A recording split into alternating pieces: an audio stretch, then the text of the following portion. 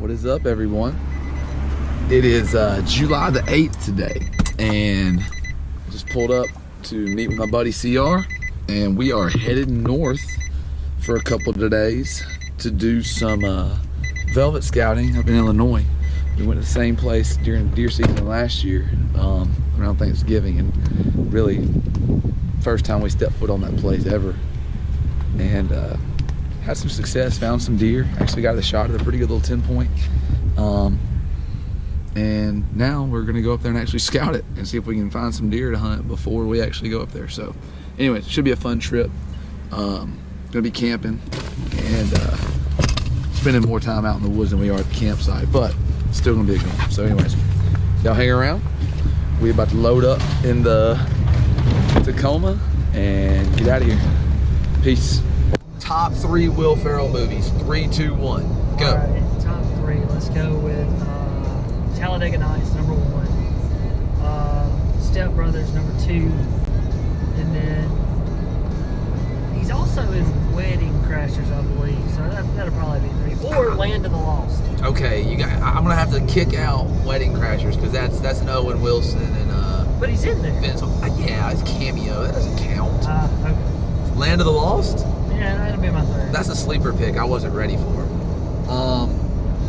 Alright, so I'm gonna have to bounce that, and I'm gonna go reverse order here. All right. I'm gonna put number 3 is definitely gonna have to be Talladega Nights. I'll give you Talladega Nights. Solid movie. Alright. Number 2 has got to be Kicking and Screaming. Yeah. Kicking and Screaming is a phenomenal family film. And then number 1, regardless of genre, Elf is top tier Will Ferrell. Ooh, doggies. We have arrived. We're gonna roll up in here and set up camp and maybe ride around a little bit after dark, see if we can see some deer crossing the road. But give us an idea of where we may want to look around tomorrow morning some. Long trip, but we have arrived. All right, we're up. It's a little after 5. Breaking daylight on us. So we thought with the fact we only got 2 days to scout and somewhere around 20,000 acres to look at, we figured we might as well start early. So we'll grab some coffee and see what we can find this morning. We made our first trek out of the truck. On the back side of this big soybean field. Soybean field's private, but the wood lot and the swamp is all public. And came through some thick stuff and kind of got in this pretty little open area right here. A couple of really good trails, deer coming up out of the swamp.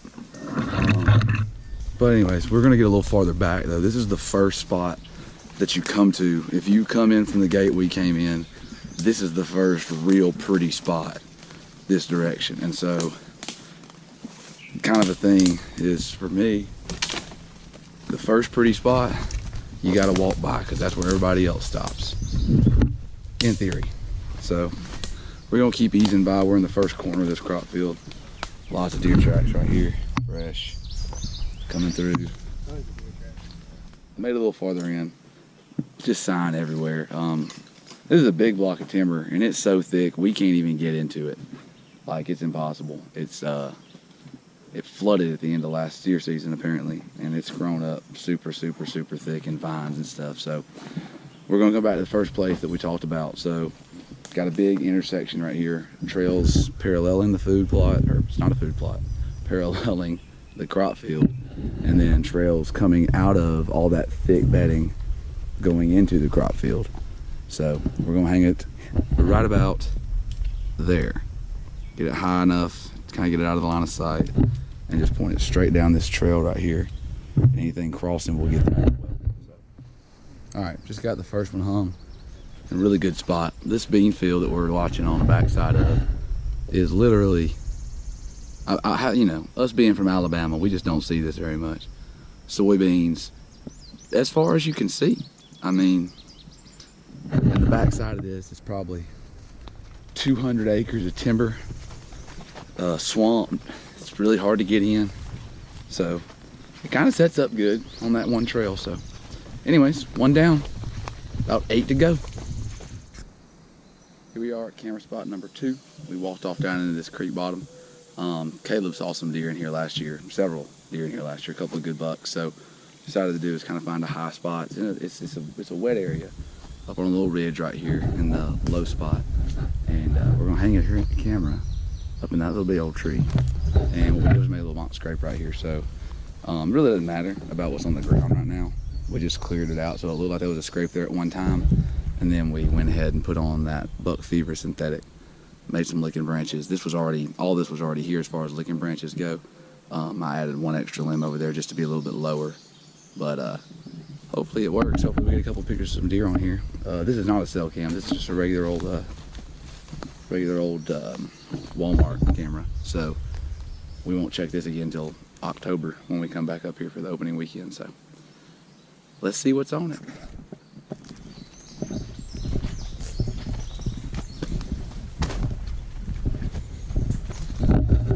You just don't get deer trails like that in central Alabama. Is that correct? Yeah, I've never seen them like that. It's unreal. Transition zone between food and a lake. I mean, it's a big body of water. They can't really go over the side. They can't really cross. And they're just running down the edge of this field. You get farther, the farther this way we get, the farther back toward the truck we get, obviously the more hunting pressure we get. But over here to our west is a big soybean field, and to our east, about, well, at this particular point, about 25 yards is a lake. So you're really looking at a small little pinch that condenses all those deer down that want to move north to south. There's other places they can go, but if they want to go north to south, they've got to run through that bottleneck. Camera number 3, it's right up in this tree behind us. We got it about probably 11 to 12 feet up. We're in a transition zone between big crop fields and a large body of water back behind us. It's probably about a 60-yard funnel between the crop fields and the water. Got a really good trail running right down through here. Continuing on that way, we made a mock scrape off to the side of it. Got our licking branches set up. Hopefully that they stop and that camera catches them. We get pictures of them, we come back up here and check in October. So anyways, we're gonna move it on to the next spot. So we're done for the day. We've been out all day since 6 this morning, getting after them. We have gone approximately 13 miles on our feet and have hung 4 trail cameras. Having a little bit of trouble. There's not a lot of crops to go around for us. There's a lot of corn out, not a lot of beans, and you know, this time of year beans is king. Trying to find as much of it as we can, but it hadn't been easy. Did get some spots hung though, a couple of funnel spots, a couple of really good, maybe as the season gets in, as they start transitioning more to that corn, late season, there'll be good cameras. Hopefully they're still there when we get back in October. So we're gonna go glass a couple of fields up here north of our campsite and see if we can't find some velvet and check a couple more of those fields for beans. We know one of them's in beans at least, so that'll help.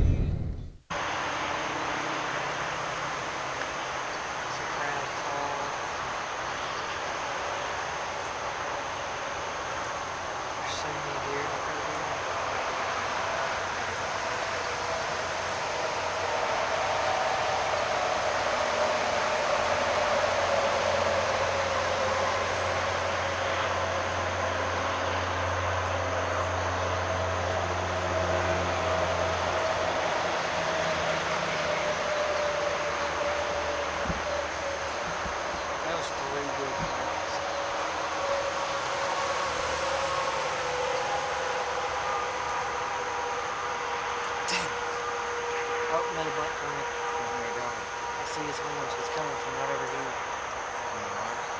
Yeah. All I could see was his horns, so I know he's good. See? Yeah, he's alright. Yeah, he's alright.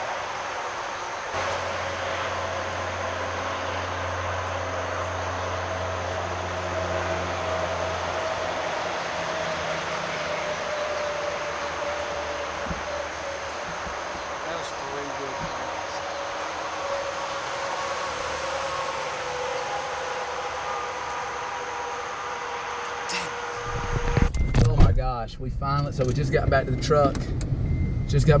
We went out to glass these bean fields out here, and we found some bucks.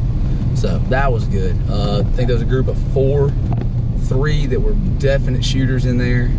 I ended up getting 2 of them on video, I know. I don't think I got the biggest of the 3, but they weren't in the bean fields. They were actually in a strip of what used to be planted in corn, and they didn't replant that field this year. So there was big bean field, strip of what used to be corn, big bean field, and they were right in there. There was about those 4 bucks and probably 5 or 6 does in that same little strip. So we're gonna come back out here tomorrow morning, see if we can get a better idea of, you know, what these deer are doing and why they're using that strip. Probably for bedding cover more than anything in transition, but we're gonna find out. Definitely have a cell camera out here because one of those deer was a dandy. So we just made it back over to where we saw all those velvet bucks last night. Just over here across this wood lot, or across this tree line, is the old fallow field that they don't have planted this year. It looked like it was in corn last year. And that's where all those bucks were. We actually ended up seeing probably, what, 9 or 10 deer in there. And then, so came back over here today. We're gonna walk the back side of this field and get on the tree line and kind of see if there's any sign back here. Definitely gonna hang a cell camera in here just because there's so many deer. We pulled up when we got to this bean field today and there was already deer in it. So I mean, yeah, we got a dang gully washer last night and there's all kind of tracks in this field that are fresh already. So definitely being used pretty heavy. So if nothing else, get an idea of what deer are here. Kayla's been up here working on that double stick, getting that thing up in the tree.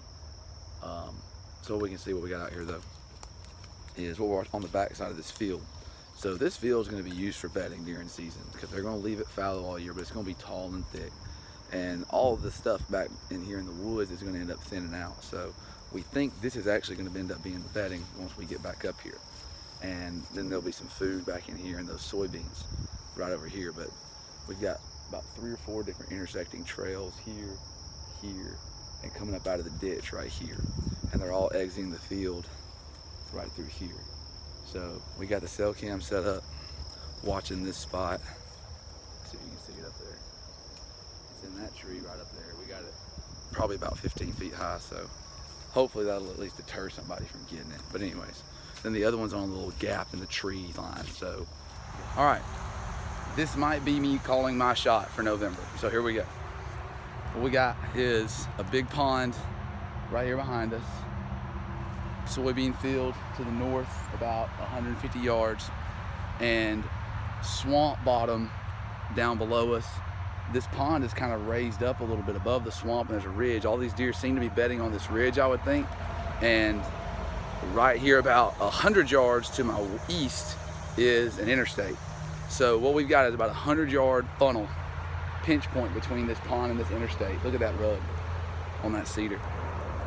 How high up that rug is on that cedar tree. And these deer are coming through here on this trail right here. This is the single trail that kind of is in the tightest point of this pinch.